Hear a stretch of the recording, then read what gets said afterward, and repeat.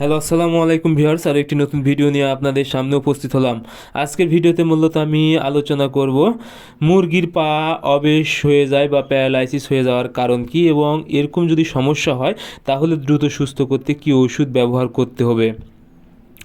আপনারা যারা দেশি সোনালী ব্রয়লার বা যে কোনো ধরনের মুরগি পালন করে থাকেন, মুরগি অনেক সময় দেখা যায় পা পড়ে যায় বা পা অবেস প্যারালাইজড হয়ে কিন্তু মুরগি পড়ে থাকে, এবং এক সময় দেখা যায় মুরগিটি মারা যায়।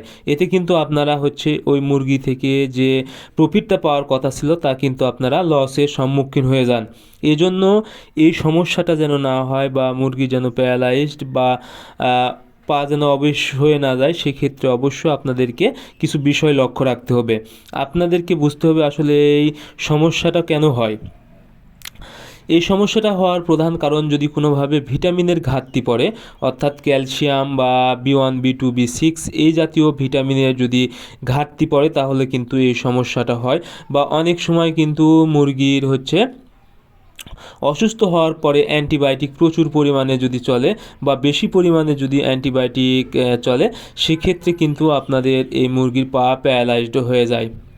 এজন্য আপনাদের এই বিষয়গুলো অবশ্যই লক্ষ্য রাখতে হবে। আর এর জন্য যেই কাজটি করতে হবে, সর্বপ্রথম আপনাদের বাচ্চা অবস্থায় অর্থাৎ 6 থেকে 11 দিন বা 12 দিন বয়স পর্যন্ত আপনারা অবশ্যই থায়ামিন খাওয়াবেন, B1 B2 B6।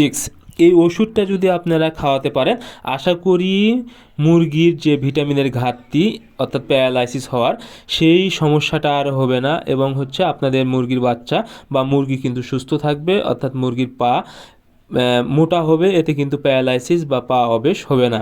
এই জন্য অবশ্যই আপনারা বাচ্চা অবস্থায় অর্থাৎ 5 থেকে 6 দিন যখনই বয়স হবে তখন কিন্তু আপনারা এই B1 B2 B6 এই ভিটামিন ওষুধটা অবশ্যই ব্যবহার করবেন 5 থেকে 7 দিন। আশা করি আপনাদের মুরগির এই সমস্যাটা হবে না। এবং মুরগি যখন বড় হবে অর্থাৎ ডিম দেওয়া শুরু করবে, ডিম দেওয়ার সময়ও কিন্তু অনেক সময় দেখা যায় বড় মুরগি এই সমস্যাটা হয়, অর্থাৎ পা প্যারালাইজড হয়ে যায়। এটিও কিন্তু ক্যালসিয়ামের ঘাটতি হলে এই প্রবলেমটা হয়ে যায়। এই জন্য ডিম দেওয়া মুরগিকে আপনারা নিয়মিত ক্যালসিয়াম ব্যবহার করবেন 1 মিলি 1 লিটার পানিতে। যদি ডিম দেওয়া মুরগির ক্ষেত্রে এরকম দেখতে পান যে প্যারালাইসিস হয়ে গেছে, সেক্ষেত্রে অবশ্যই আপনারা একবেলা থায়ামিন ব্যবহার করবেন B1 B2 B6, আর একবেলা ক্যালসিয়াম যদি ব্যবহার করেন, আশা করি 5 থেকে 7 দিন যদি ব্যবহার করতে পারেন, এগুলো সকল মুরগি কিন্তু সুস্থ হয়ে যাবে। আর আরেকটি বিষয় সেটা হলো, আপনারা যখন মুরগি প্যারালাইসিস হয়ে যাবে তখন অবশ্যই অন্যান্য সুস্থ মুরগি থেকে এই মুরগিকে একদম আলাদা করে দিবেন, এবং আলাদা অবস্থায় একে চিকিৎসা করবেন বা ক্যালসিয়াম বা এই জাতীয় ওষুধগুলো ব্যবহার করবেন। আশা করি তাহলে অন্যান্য মুরগি সংক্রমিত হওয়ার সম্ভাবনা কম থাকবে। সো আপনারা প্যারালাইসিসের হাত থেকে রক্ষা করতে অবশ্যই এই বিষয়গুলো লক্ষ্য রাখবেন। আজকের ভিডিও এই পর্যন্তই। আপনারা পরবর্তী ভিডিও পেতে চ্যানেলটি সাবস্ক্রাইব করবেন।